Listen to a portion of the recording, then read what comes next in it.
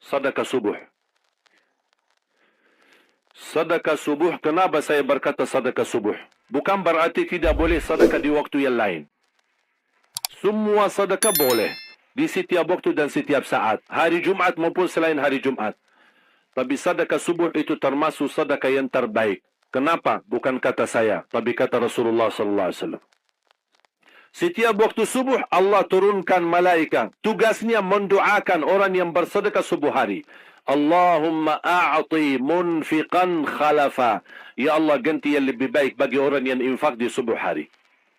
Ibu-ibu lagi halangan tidak salat, sebelum beraktivitas isi sedekah subuh. Anda tidak usah susah-susah mencari anak yatim dan orang miskin di subuh hari. Mulai hari ini masing-masing bikin kotak amal atau botol atau kaling, simpan di rumah. Setiap habis salat subuh sebelum beraktivitas isi sedekahnya. Apalagi kalau sedekah itu disertai doa. Begitu Anda sedekah, sebutkan hajatmu. Ya Allah, dengan berkah sedekah ini, ya Allah, saya ingin nikah. Mudahkan jodoh. Nikah lagi juga boleh doa, tidak apa-apa. Ada yang sedang melamar kerjaan. Anda isi, wallahi dahsyat. Amalan ini wallahi dahsyat. Manfaatnya banyak. Untuk menyembuh penyakit, menabulkan hajat, memudahkan urusan. Dan tidak pernah saya sampaikan amalan ini. Semua alhamdulillah berhasil mendapatkan hajatnya. Begitu Anda isi, doa. Ya Allah, dengan berkah sedekah ini, mudahkan lamaran kerjaan saya. Ya Allah, dengan berkah sedekah ini, mohon titipkan pahalanya untuk kedua orang tua saya. Kalau ada yang merasa dirinya suka marah, suka emosi, ya Allah, dengan berkah sedekah ini, tenangkan hati dan jiwa saya, agar tidak emosi lagi. Ya Allah, dengan berkah sedekah ini, karuniai kepada aku anak penghafal Al-Quran. Bu, jemaah sekalian, saya berkeluarga 12 bersaudara, timnas. Dan kami memang sudah disusun satu lusin.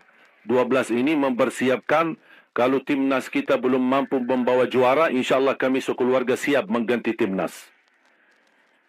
Alhamdulillah, dari saudara saya 12 ini 10 penghafal Al-Quran. Tapi orang tua saya awam. Percaya enggak? Orang tua saya bukan ulama, bukan kiai, bukan ustaz. Ayah saya belajar kelas 3 SD. Ibu saya tidak pernah masuk sekolah sama sekali. Sampai usia 40 tahun masih buta huruf, tidak bisa baca Quran. Tapi Allah berikan karunia keturunan penghafal Al-Quran. Berkat apa? Salat mereka dan sedekah mereka, termasuk doa. Itu berjuangan mereka. Alhamdulillah, sekarang ayah saya, ibu saya penghafal Al-Quran, yang jadi gurunya anak dia sendiri. Sekarang di Indonesia saya bawa 5 adik saya dan ditugaskan menjadi imam tarawih. Saya bawa mereka pindah dari Arab kemari. Ada 5. Yang perempuan sudah dinikahkan sama orang Indonesia, orang Jakarta. Dan saya dorong adik saya yang perempuan untuk menghafalkan suaminya biar jadi penghafal Quran. Yang 4 laki-laki, ada yang 2 bawa istrinya masing-masing dari Arab, yang 2 lagi saya nikahkan di Indonesia sama orang Indonesia. Ada 1 sama orang Sunda, 1 sama orang Lombok. Jangan khawatir Bu, masih ada lagi, masih ada. Bahkan saya dorong adik-adik saya semua wajib nikah 4. Masing-masing 4 istri. Kenapa? Supaya banyak keturunan. Kalau bisa setiap 1 istri 12, 1 lusin, 1 lusin, 1 lusin. Masya Allah, luar biasa. Mengapa? Karena kita punya perjuangan yang masih panjang. Cita-cita saya mencetak 1 juta penghafal Al-Quran di Indonesia. Ketika saya datangkan adik saya tugaskan sama mereka dan tegas. Kalau kalian datang hanya mau berhiburan, pulang. Kalian di sini untuk bersama-sama memperjuangkan untuk mencetak 1 juta penghafal Al-Quran. Dan alhamdulillah program ini sudah jalan. Dan kita terus memperjuangkan. Dan saya harap semua jamaah insyaAllah berkenan terlibat dalam program ini. Cita-cita saya, semua masjid se-Indonesia insyaAllah diimami imam penghafal Al-Quran 30 juz. Bahkan lebih hebat lagi cita-cita saya.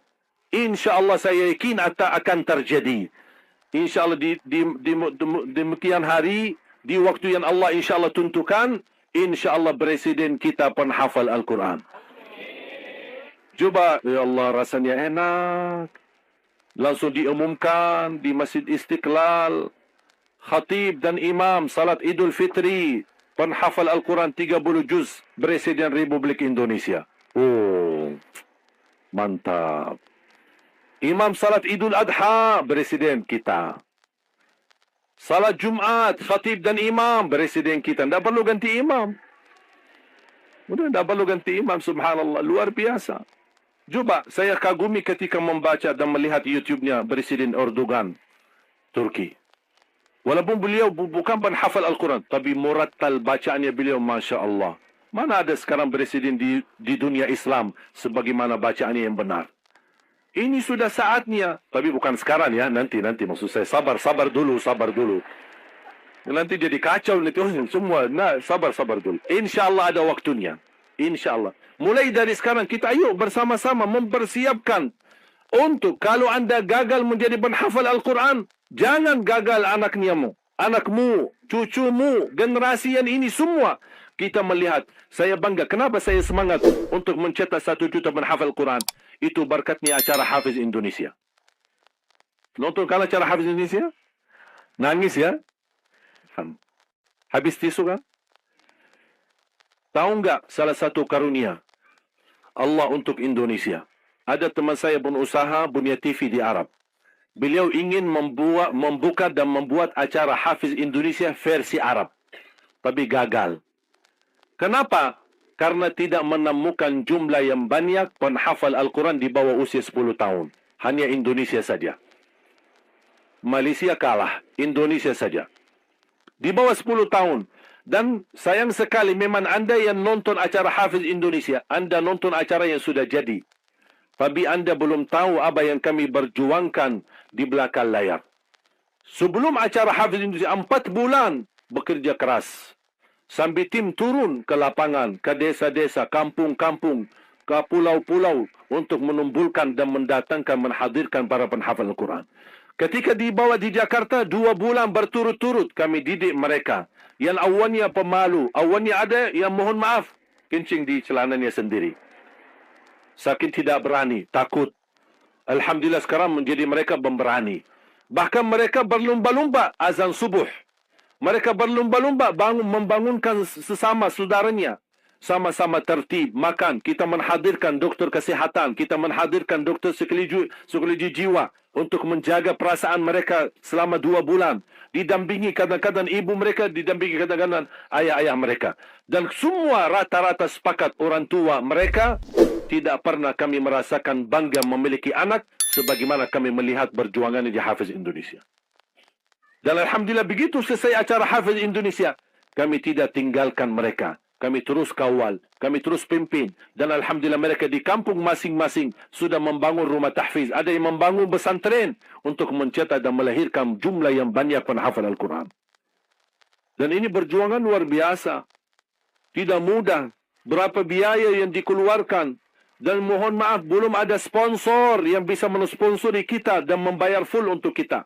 Kita terus bekerja keras. Dan Alhamdulillah masih Allah hantarkan kepada kita orang yang dermawan, orang yang baik, yang berduli dengan dan mencintai Al-Quran. Allah anugerahkan. Wallahi menurut saya, saat ini, zaman ini, sedekah yang terbaik dan yang termulia, semua apapun yang terkait dengan Al-Quran, itulah yang termulia. Makanya boleh anda ketika anda bersedekah, jangan lupa disertai doa. Di antaranya anugerahkan ya Allah Indonesia menjadi negara Al-Quran. Tapi tolong fokus. Kalau anda isi sedekahnya, tolong disesuaikan. Jangan isi sedekahnya koin, tapi doanya sampai terbit matahari. Tidak ada malunya. Kata Allah, koin-koin aja sedekahnya, doanya dah habis-habis. Hajatnya panjang, lebar. Malu kita sama. Bukan Allah tidak bisa. Allah maha bisa menabulkan hajat. Tapi kita malu sama Allah. Kau cuma bikin ya Allah, ya Allah, ya Allah, panjang. Fokus. Kalau usulan saya, 1 sedekah, 1 hajat. 1 sedekah, 1 hajat. Dan insya Allah akan anda melihat manfaatnya. Mudah-mudahan semua yang hadir insya-Allah menjadi keluarga besar 1 juta penghafal Al-Quran. 1 juta mencetak penghafal Al-Quran. 1 juta keluarga Al-Quran yang insya-Allah akan membangun generasi baru yang membawa Indonesia menjadi baldatun tayyibatun wa rabbun ghafur, dan di masa yang akan datang insya-Allah Indonesia menjadi lebih baik. Amin ya rabbal alamin. Barakallahu fikum. Terima kasih, semoga bermanfaat. Kurang lebihnya mohon maaf. Mungkin ada panitia ingin menyampaikan selanjutnya.